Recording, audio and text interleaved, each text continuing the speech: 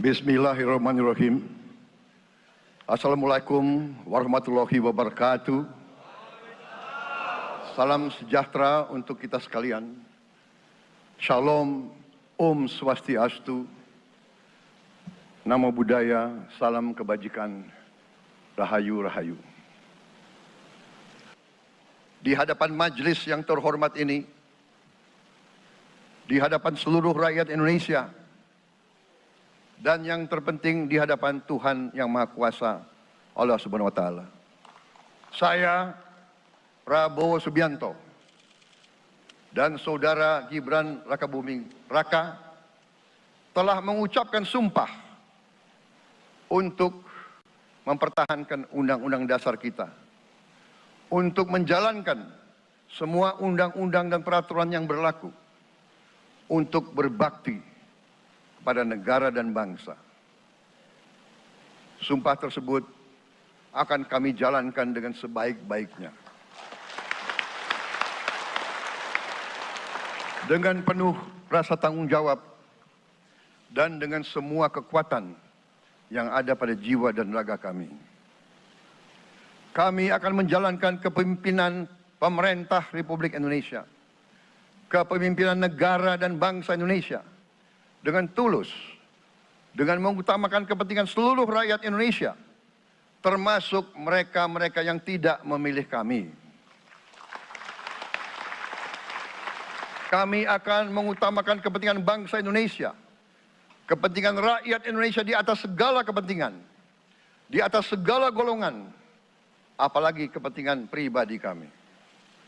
Saudara-saudara sekalian, tantangan, rintangan, hambatan, dan ancaman yang dihadapi oleh bangsa Indonesia di tengah dinamika dan pergolatan dunia tidak ringan.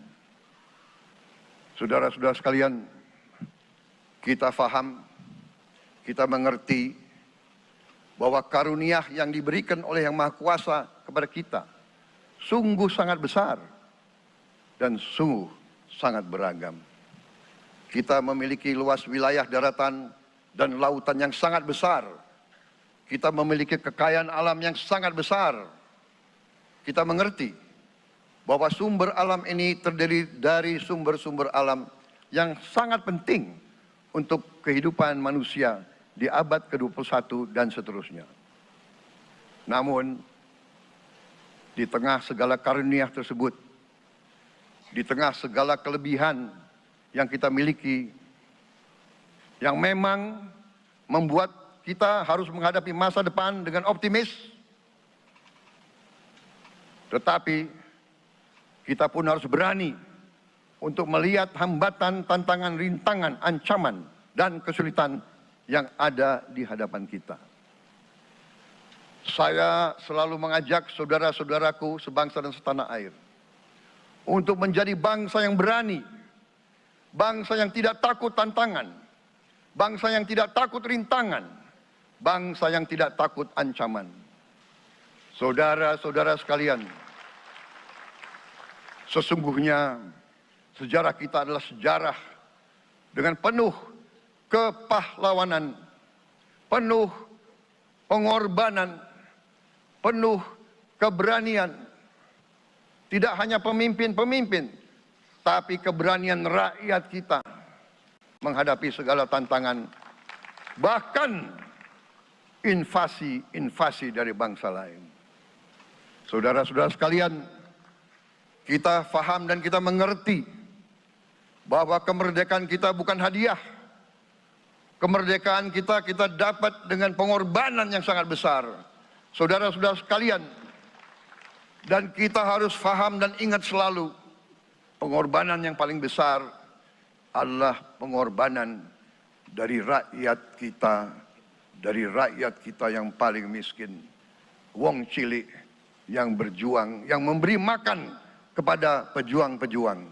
Janganlah kita lupa, waktu kita perang kemerdekaan, kita tidak punya anggaran, kita tidak punya APBN, pasukan kita tidak digaji.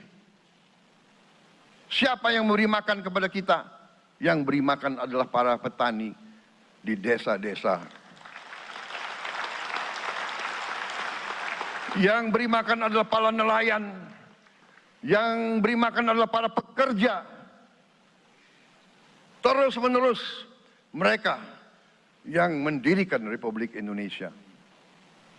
Sekarang saya mengajak saudara-saudara, terutama unsur pimpinan dari semua kalangan, dari kalangan cendekiawan, dari kalangan ulama, dari kalangan pengusaha, dari kalangan pemimpin politik, dari kalangan pemuda dan mahasiswa. Mari kita berani menghadapi tantangan-tantangan tersebut. Saudara-saudara sekalian, tantangan yang besar yang kita hadapi ada yang berasal dari luar kita. Tapi harus kita akui, harus kita berani mengakui, banyak tantangan, banyak kesulitan, banyak rintangan yang berasal dari diri kita sendiri. Ada tantangan-tantangan, kesulitan-kesulitan yang terjadi karena kita kurang waspada. Karena kadang-kadang kita tidak handal dan tidak piawai dalam mengurus kekayaan kita sendiri. Saudara-saudara sekalian, marilah kita berani mawas diri. Marilah kita berani menatap wajah kita sendiri. Dan mari kita berani memperbaiki diri kita sendiri. Marilah kita berani mengoreksi diri kita sendiri. Saudara-saudara sekalian, kita harus menghadapi kenyataan bahwa masih terlalu banyak kebocoran, penyelewengan, korupsi di negara kita. Ini adalah yang membahayakan masa depan kita dan masa depan anak-anak kita dan cucu-cucu kita. Kita harus berani mengakui terlalu banyak kebocoran-kebocoran dari anggaran kita, penyimpangan-penyimpangan, kolusi di antara para pejabat politik, pejabat pemerintah, di semua tingkatan, dengan pengusaha-pengusaha yang nakal, pengusaha-pengusaha yang tidak patriotik. Janganlah kita takut untuk melihat realita ini. Kita masih melihat sebagian saudara-saudara kita yang belum menikmati hasil kemerdekaan. Terlalu banyak saudara-saudara kita yang berada di bawah garis kemiskinan. Terlalu banyak anak-anak kita yang berangkat sekolah tidak makan pagi. Terlalu banyak anak-anak kita yang tidak punya pakaian untuk berangkat sekolah. Saudara-saudara sekalian, kita sebagai pemimpin politik, jangan kita terlalu senang melihat angka-angka statistik yang membuat kita terlalu cepat gembira, terlalu cepat puas, padahal kita belum melihat gambaran sepenuhnya. Kita merasa bangga bahwa kita diterima di kalangan G20. Kita merasa bangga bahwa kita disebut ekonomi ke-16 terbesar di dunia. Tapi apakah kita sungguh-sungguh faham? Apa kita sungguh-sungguh melihat gambaran yang utuh dari keadaan kita? Apakah kita sadar bahwa kemiskinan di Indonesia masih terlalu besar? Apakah kita sadar bahwa rakyat kita dan anak-anak kita banyak yang kurang gizi? Banyak rakyat kita yang tidak dapat pekerjaan yang baik.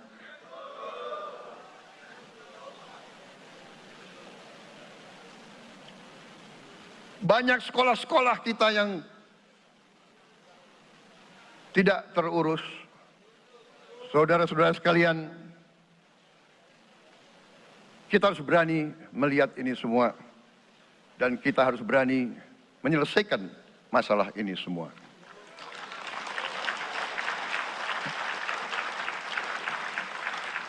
Saudara-saudara sekalian, saya mengajak kita semua, marilah kita berani melihat kenyataan.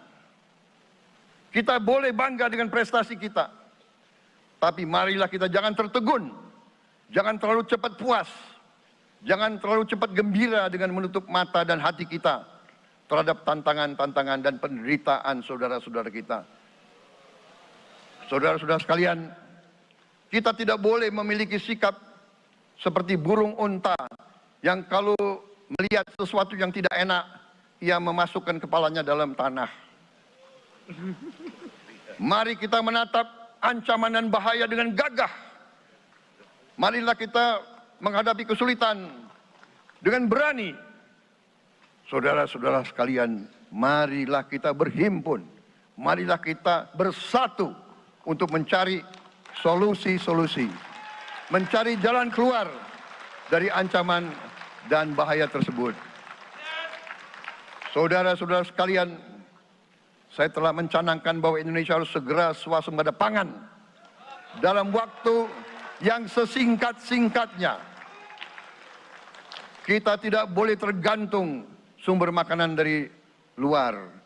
Dalam krisis, dalam keadaan genting, tidak ada yang akan mengizinkan barang-barang mereka untuk kita beli. Karena itu, tidak ada jalan lain. Dalam waktu yang sesingkat-singkatnya, kita harus mencapai ketahanan pangan.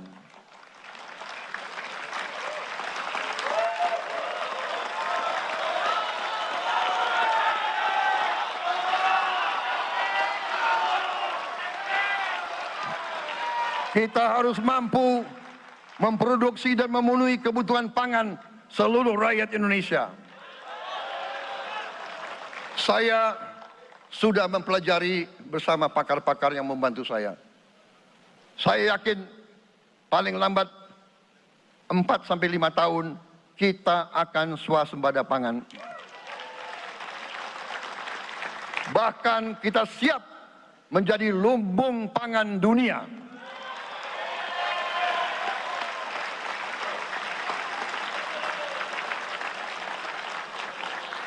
Saudara-saudara sekalian, kita juga harus swasembada energi. Dalam keadaan ketegangan, dalam keadaan kemungkinan terjadi perang di mana-mana, kita harus siap dengan kemungkinan yang paling jelek. Negara-negara lain harus memikirkan kepentingan mereka sendiri. Kalau terjadi hal yang tidak kita inginkan, sulit akan kita dapat sumber energi dari negara lain. Karena itu, kita harus swasembada energi dan kita mampu untuk swasembada energi. Kita diberi karunia oleh Tuhan Maha Besar.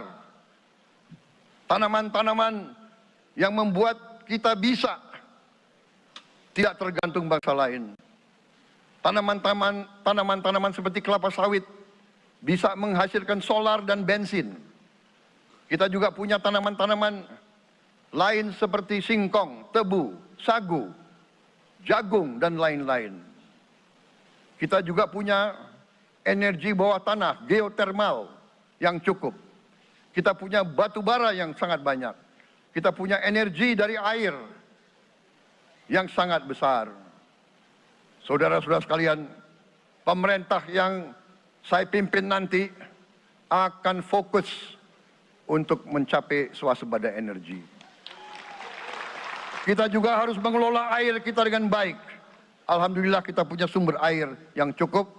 Dan kita sudah punya teknologi menghasilkan air yang murah dan yang bisa memenuhi kebutuhan kita.